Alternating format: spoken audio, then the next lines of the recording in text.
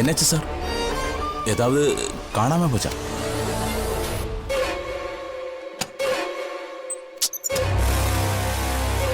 ഞാൻ എല്ലാ മുറിയിലും നോക്കിയതാ, അവിടെയൊന്നും കാണാനില്ല, ഇവിടെയും ഇല്ല. അമ്മേ,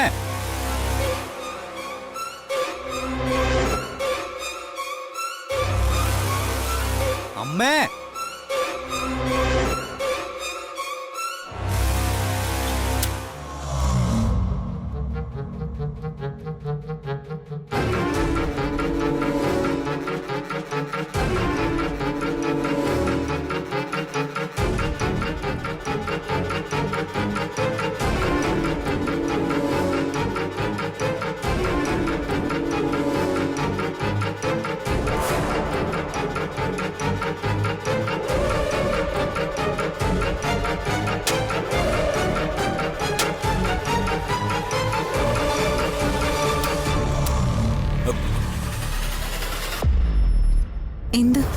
அம்மா, ஜீவன் சாரு ஏதாவது தேடிட்டு இருக்கு, என்னன்னு புரியல.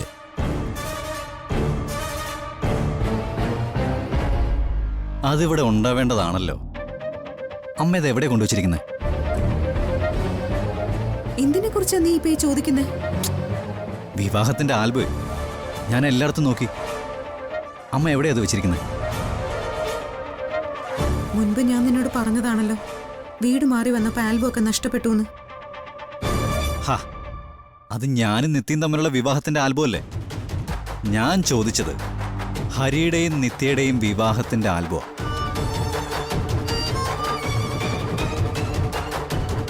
അതിവിടെ ഇല്ലേ? അതോ ഹരിയുടെ അടുത്താണോ? അങ്ങനെയാണെങ്കിൽ ഞാൻ അവിടെ പോയി എടുത്തോളാം. അത് മോനെ, അത് പെട്ടെന്ന് നടത്തിയ കല്യാണമല്ലേ, അതുകൊണ്ട് ആ സമയത്ത് ഫോട്ടോ എടുക്കലൊന്നും ഉണ്ടായില്ല. അതുകൊണ്ട് തന്നെ ആൽബം ഇല്ല അല്ലേ ശരവണ? അമ്മ എന്താ ഈ പറയുന്നേ? ഇക്കാലത്ത് ആൽബം ഇല്ലാത്തൊരു കല്യാണം ഇല്ല സാർ. അപ്പടി ആൽബം ഇല്ല, ഇല്ല സാർ. ശരി, ആൽബം വേണ്ട. ചുറ്റിനുള്ള എല്ലാവരുടെയും കയ്യിലും മൊബൈൽ ഉണ്ടാവുമല്ലോ, കാണുമല്ലോ. ആരെങ്കിലും ഒരാൾ ഒരു ഫോട്ടോ എടുത്ത് കാണുമല്ലോ, ഒരു സിംഗിൾ ഫോട്ടോ. അതെന്നെ ഒന്ന് കാണിക്കാമേ? അതോ ഹരിയുടെയും നിത്യയുടെയും വിവാഹം യഥാർത്ഥത്തിൽ കഴിഞ്ഞിട്ടില്ലേ? നീ എന്തൊക്കെയാ ചോദിക്കുന്നത്? വിവാഹം കഴിഞ്ഞിട്ട് 6 വർഷമായെന്ന് ഞാൻ പറഞ്ഞതല്ലേ? പക്ഷെ ഫോട്ടോ ഇല്ല. ഞാനത് ചോദിക്കുമെന്ന് അമ്മ കരുതിയിട്ടുണ്ടാവില്ലല്ലേ? അല്ലെങ്കിൽ അമ്മ എടുത്തു വെച്ചനല്ലേ? അതെങ്ങനെയാ? ഞാൻ തിരിച്ചു വരുമെന്ന് പ്രതീക്ഷയില്ലല്ലോ. അമ്മയെ കുറ്റം പറഞ്ഞിട്ട് കാര്യമില്ല. പക്ഷേ ഒരു ഫോട്ടോയെങ്കിലും എനിക്ക് കണ്ടേ പറ്റൂ. മറ്റൊന്നിനും വേണ്ടിയല്ല അമ്മേ. നമ്മുടെ കൂടെ ജീവിച്ച ഒരാള് മറ്റൊരാളുടെ സ്വന്തമാണെന്ന് മനസ്സിനെ ഉറപ്പിച്ച് പഠിപ്പിക്കണ്ടേ?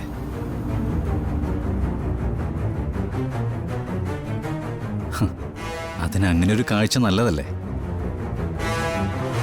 അല്ലേ ശരവണ? ഫോട്ടോ ഉണ്ടാവും മോനെ.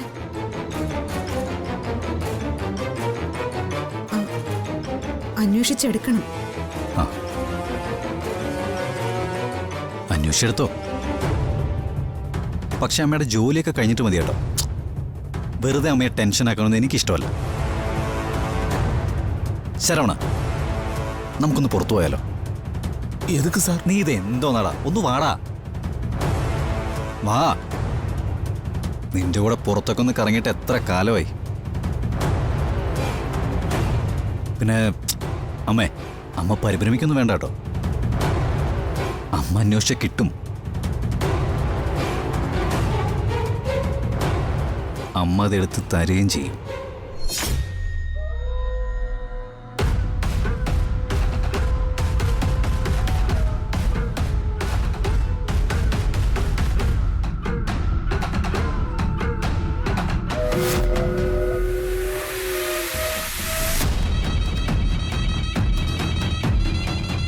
ശരവണ,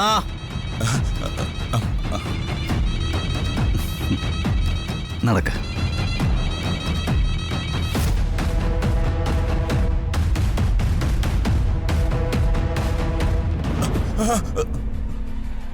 എന്നാ സാർ?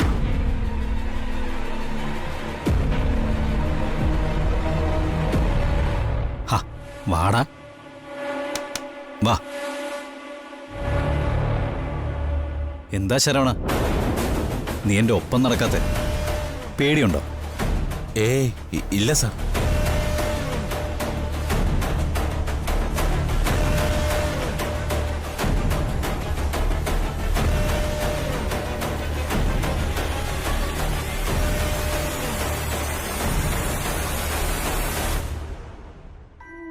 നിന്നോട് എനിക്ക് വലിയ റെസ്പെക്റ്റാ ശരവണ. ഇത്രയൊക്കെ കാര്യങ്ങൾ എൻ്റെ കുടുംബത്തുണ്ടായിട്ടും അച്ഛൻ പോലും കൂടെ ഇല്ലാതിരുന്നിട്ടും നീ നന്ദി കാണിച്ചവനാ. എനിക്കറിയാം എൻ്റെ വീട്ടിൽ നടന്ന കാര്യങ്ങൾ എന്നെക്കാളും എൻ്റെ അമ്മയെക്കാളും ശരവണന് ഓർമ്മയുണ്ടാവും, അല്ലേ? വൈരിക്ക്. എവിടെ വെച്ചാ ശരവണ ഹരിയുടെയും നിത്യയുടെയും വിവാഹം കഴിഞ്ഞത്? എന്നാ സാർ? ഞാൻ ചോദിച്ചത് നീ കേട്ടില്ലേ? എവിടെ വെച്ചാണ് ഹരിയുടെയും നിത്യയുടെയും വിവാഹം നടന്നത്? മണ്ഡപത്തിൽ വെച്ചായിരുന്നോ, അതോ അമ്പലത്തിലോ രജിസ്റ്റർ ഓഫീസിലോ? സാർ, അത് വന്ന് കല്യാണത്തിന്റെ ടൈമില് ഞാൻ ഊരിലില്ലായിരുന്നു സാർ. എണ്ണൂരിലൊരു ബന്ധു മരിച്ചിട്ട് ഞാൻ... ബന്ധു?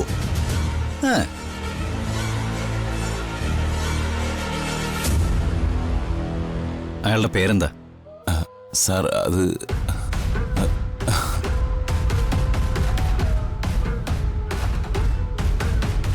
ശരവണ, ഒരു നുണ പറയുമ്പോൾ അത് വൃത്തിയായിട്ട് പറയാൻ പഠിക്കണം. അല്ലെങ്കിൽ എന്താ സംഭവിക്കുക? നുണ പറഞ്ഞ തല കാണില്ല. നീ പാവോടാ, പച്ച പാവം. അല്ല, ഈ വിവാഹാലോചന എങ്ങനെയാ വന്നേ? ഹരി വന്ന് താല്പര്യം അറിയിക്കായിരുന്നോ, അതോ നിങ്ങളെല്ലാരും കൂടി ഹരിയെ കണ്ടെത്തുമായിരുന്നോ? എന്നാ സാർ, എന്നാ ഇത്?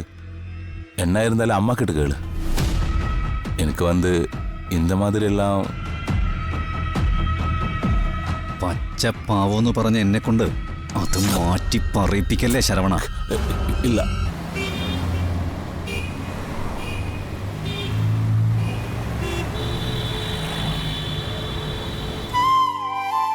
ശരിയെന്നാ, ഞാൻ വിളിക്കാം.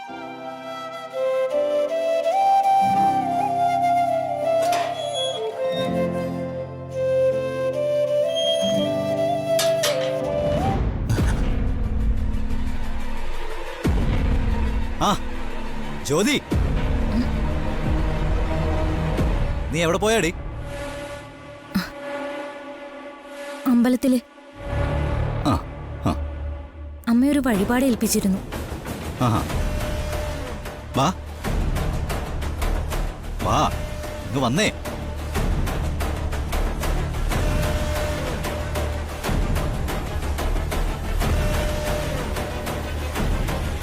നല്ല കാര്യമാ, അമ്പലത്തിൽ അതിരാവിലെ പോകുന്നത്. ഒന്ന് ഫ്രഷ് ആവും. പിന്നെ ഈ നടയിൽ തൊഴുതു നിൽക്കുമ്പോൾ കളങ്കമൊക്കെ അങ്ങ് പോവും, അല്ലേ ശരവണ? ആ. പിന്നെ നമുക്ക് കള്ളം പറയാൻ തോന്നില്ല, അല്ലേ? അതെ ഏട്ടാ.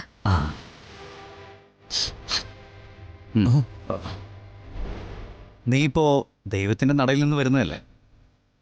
നിനക്കിപ്പോ ഒരു കള്ളം പറയാൻ തോന്നുമോ? ഇല്ല.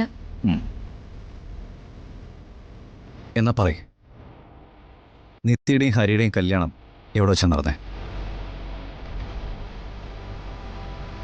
ഏത് അമ്പലത്തില്? അല്ലെങ്കിൽ ഏത് മണ്ഡപത്തില്? അതോ രജിസ്റ്റർ ഓഫീസിലായിരുന്നോ? ഏ?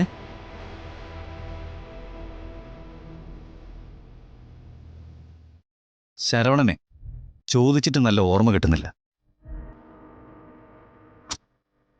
അവനവന്റെ പേരില്ലാത്ത ബന്ധു മരിച്ചിട്ട് അങ്ങോട്ട് പോയിരിക്കായിരുന്നല്ലോ. പക്ഷെ നിനക്ക് ഓർമ്മ കാണാതിരിക്കുമല്ലോ. ഞാൻ വീട്ടിലേക്ക് ചെല്ലട്ടെ ഏട്ടാ. വീട്ടിലേക്ക് പൊയ്ക്കോ. പക്ഷേ ഞാൻ ചോദിച്ച ചോദ്യത്തിന് ഉത്തരം പറഞ്ഞിട്ട്.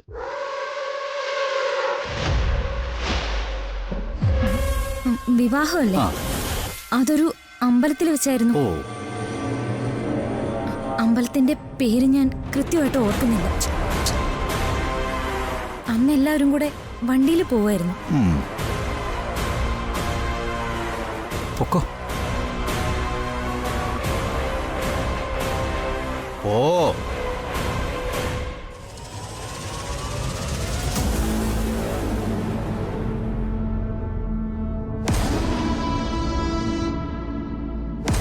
ജ്യോതി,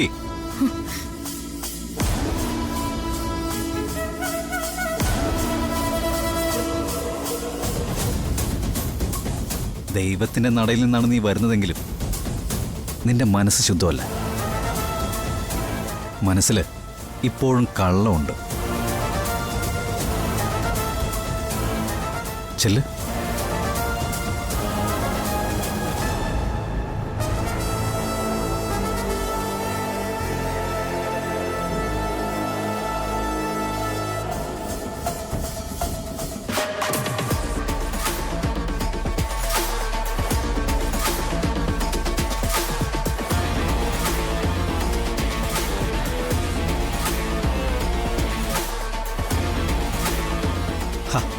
നീ എന്തിനാ പേടിക്കുന്ന ശരവണ?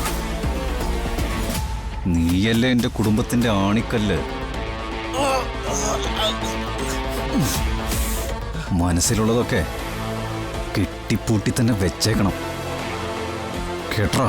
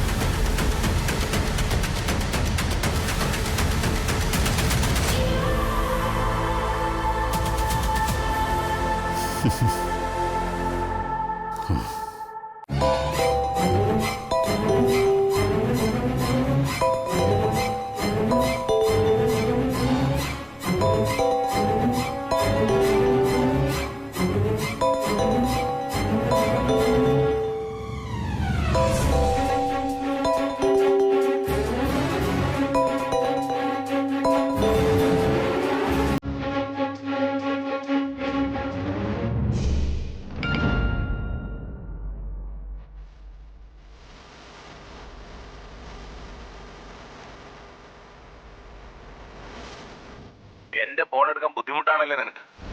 എന്നാ ഞാൻ നിന്നെ നേരിട്ട് തന്നെ വന്ന് കാണാം.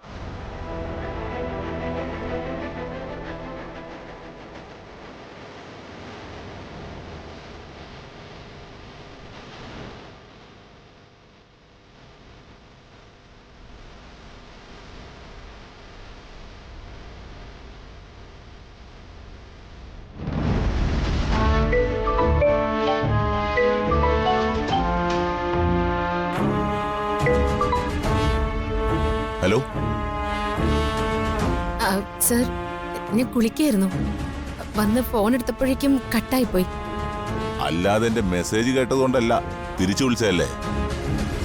സർ, അത് ശരിക്കും പിന്നെ ഇന്നലെ എന്റെ പിള്ളേരെല്ലാം കൂടി കുറച്ച് കുഴപ്പം പിടിച്ചൊരു കാര്യം ചെയ്തു. ആ, സോഷ്യൽ മീഡിയയിലൊക്കെ ഒരു സംഭവം കറങ്ങി നടക്കുന്നുണ്ട്. കാര്യം എന്താണെന്നറിയോ? സിറ്റിയിലൊരു ഡോക്ടർ എനിക്ക് കുറച്ച് പണം തരാനുണ്ടായിരുന്നു. കുറച്ചു കാലം ഡോക്ടർ മുങ്ങി നടന്നു. പിന്നെ ചോദ്യം ചോദിച്ചപ്പോ അതിന്റെ പേരും പറഞ്ഞ് എന്നെ ഇങ്ങോട്ട് ഭീഷണിപ്പെടുത്തി. എന്റെ പിള്ളേര് സഹിക്കുവോ? ഇന്നലെ രാത്രി എന്നെ അവനെ പൊക്കി. എന്നിട്ടെന്താ, ഒരു നഗരപ്രദക്ഷിണം ഇടിച്ച് ചതച്ച് ശരീരത്തിലുണ്ടായിരുന്ന തുണിയും പറിച്ചെടുത്ത് അവനെ സിറ്റിയിലെ നടു റോട്ടിൽ ഇറക്കി വിട്ടു. ഡോക്ടർമാരുടെ സംഘടന നാട് നന്നാക്കാൻ നടക്കുമല്ലേ, അത് ഏറ്റുപിടിച്ച് നാട്ടുകാരും കൂടെ കൂടി ബഹളം ഉണ്ടാക്കുന്നു. പക്ഷേ അതൊന്നും എന്റെ അടുത്തേക്ക് വരില്ലെന്നേ. അല്ല, അപ്പൊ ഞാനെന്താ പറയാൻ വന്നത്? പണത്തിന്റെ കാര്യം. ഇനിയിപ്പോ ഈ ഡോക്ടറുടെ സ്ഥാനത്ത് വീണയാണെങ്കിലും എനിക്ക് വലിയ കുഴപ്പമൊന്നുമില്ല. സർ, അത് ഒരു പെണ്ണാണ്, അത്യാവശ്യം പേരെടുത്ത ആളല്ലെന്ന് ഞാൻ വിചാരിച്ചത്. ഈ തന്ന അവധിയൊക്കെ തീർത്തു കളഞ്ഞില്ലേ? ഇനി ഞാൻ തനി സ്വരൂപം കാണിക്കണോടി. സർ, പണത്തിന് വേണ്ടി തന്നെയാ ഞാൻ ഇപ്പൊ നിൽക്കുന്ന സ്ഥലത്തേക്ക് വന്നത്. അത് എത്രയും പെട്ടെന്ന് കിട്ടുകയും ചെയ്യും. കിട്ടിയാൽ ഉടനെ ഞാൻ സാറിന്റെ അടുത്ത് വന്നോളാം. നിന്റെ വാക്ക് നീ പാലിക്ക, അല്ലെങ്കിലേ എന്റെ വാക്ക് ഞാൻ പാലിക്കേണ്ടി വരും. പൊക്കൂന്ന് പറഞ്ഞ പൊക്കും. ഈ ലോകത്ത് നീ എവിടെ പോയി ഒളിച്ചാലും പൊക്കും. ഇനി എന്റെ ഫോൺ വരുമ്പോ എടുക്കാതിരിക്കാൻ നോക്കണ്ട. ഒരു മെസ്സേജ് അയക്കാനുള്ള ഗ്യാപ്പ് എനിക്ക് തന്നാ ഞാൻ നിന്റെ കൺമുമ്പിലുണ്ടാവും. ഓക്കെ?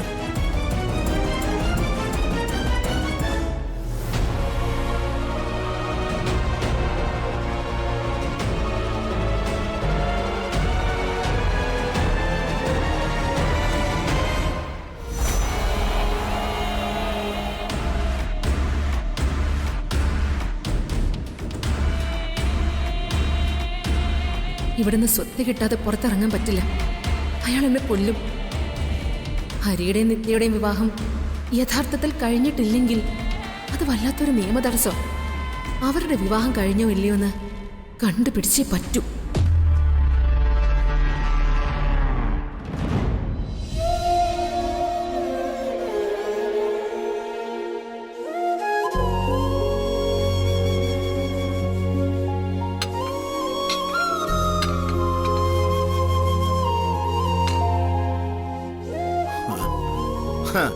കൈപ്പുണ്യമുള്ളൊരു പെണ്ണ് വീട്ടിൽ വന്ന് കേറിയിട്ടും അതിന്റെ കയ്യിൽ നിന്ന് വെച്ചുണ്ടാക്കി തിന്നാനുള്ള ഭാഗ്യമില്ല.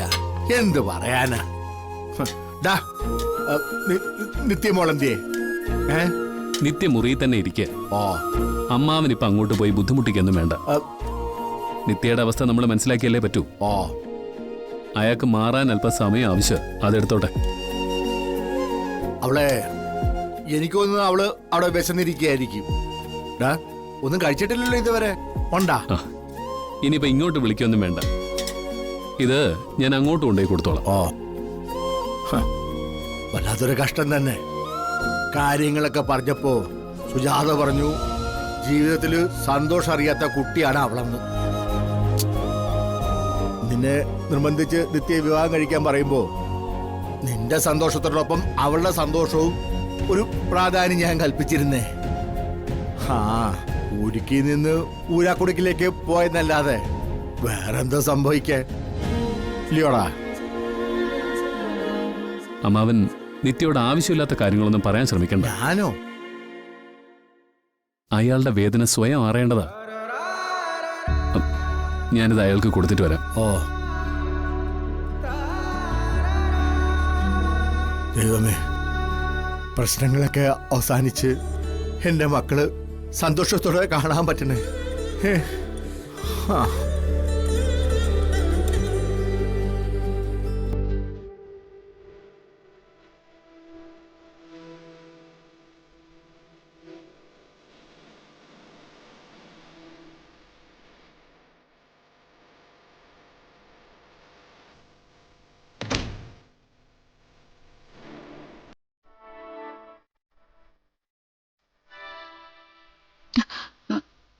താനിവിടെ ഇരുന്നോ? എന്തെങ്കിലും കഴിക്കുക. എനിക്ക് വേണ്ട ഹരി. പട്ടിണി എന്തിനെങ്കിലും പരിഹാരമാണോ? ഒന്നിനൊരു പരിഹാരമല്ല. പക്ഷെ പട്ടിണി ഇടുന്ന് ചാവാലോ. ജീവിച്ചിരിക്കുന്നതും ചാവുന്നതും തമ്മിൽ ഇപ്പൊ വലിയ വ്യത്യാസമൊന്നുമില്ല. പറഞ്ഞു വേദനിക്കാനാണെങ്കിൽ നമുക്ക് ഒരുപാട് കാര്യങ്ങളുണ്ട്. അപ്പൊ പിന്നെ എളുപ്പ വഴി എന്താ? മറക്കുക. താൻ പട്ടിണിയിരിക്കുന്നത് എനിക്ക് സഹിക്കില്ല. മറ്റെല്ലാം മാറ്റിവെച്ചാലും നമ്മൾ നല്ല ചങ്ങാതിമാരല്ലേ?